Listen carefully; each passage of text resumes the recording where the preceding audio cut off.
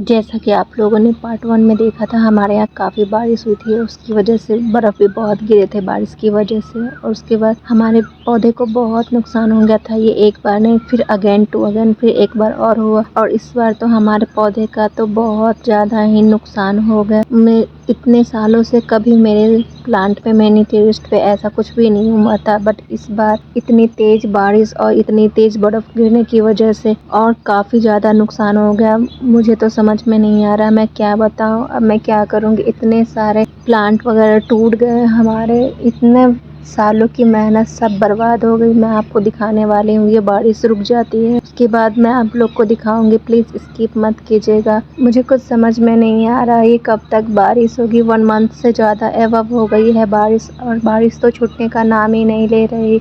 कब तक ये बारिश होगी और हमारे पौधे कब ठीक होंगे, कुछ समझ में नहीं आ रहा। इतने साल उसको छोटे से लेकर के इतना बड़ा किया, एक छोटे बच्चे की जैसे उसको पाल पोस के इतना बड़ा किया। एक प्लांट एक बच्चे की तरह ही तो होता है, जिसमें अपने सारे प्यार ही देकर उसे ग्रो करते हैं, और ये वो इतने बड़े होते हैं। और उसका पॉट टूट गया, मतलब मुझे कुछ समझ में नहीं आ रहा मैं क्या बोल रही हूँ, बट आप लोगों को दिखाती हूँ क्या। और फिर रोज़ इतनी बर्फ़ गिर रही है, इतनी बारिश हो रही है, कुछ समझ में नहीं आ रहा कब रुकेगा ये, क्या है। इतनी गर्मी भी है, कहीं पे तो काफ़ी गर्मी हो रही है, और हमारे यहाँ इतनी तेज़ बारिश हो रही है। शायद हमारे मिनी टेरेस को किसी की नज़र लग गई हो, समझ में नहीं आता। ये देखिए कितने पॉट नुकसान। ये पॉट हमारा टूट गया जो विंटर प्लांट था, और रोज़ के भी प्लांट टूट गए। ये हिबिस्कस का प्लांट लगा था, ये भी टूट गया हमारा ये पॉट। अब इतने बड़े पॉट मुझे फिर से ख़रीदने पड़ेंगे, मेरे पास अभी कोई अवेलेबल नहीं है। वो दूसरा हिबिस्कस का, ये अपराजिता का पौधा था, वो उसका भी प्लांट टूट गया। ये है एलोवेरा का, वो भी टूट गया। 2 एलोवेरा मैंने लगाए थे, वो दोनों पॉट हमारे टूट गए। काफ़ी नुकसान हो गया, हमें तो दिल भरा है, समझ में नहीं आ रहा क्या करूं। इतने सारे पॉट फिर से मुझे खरीदने पड़ेंगे, फिर से इसे ग्रो करना पड़ेगा।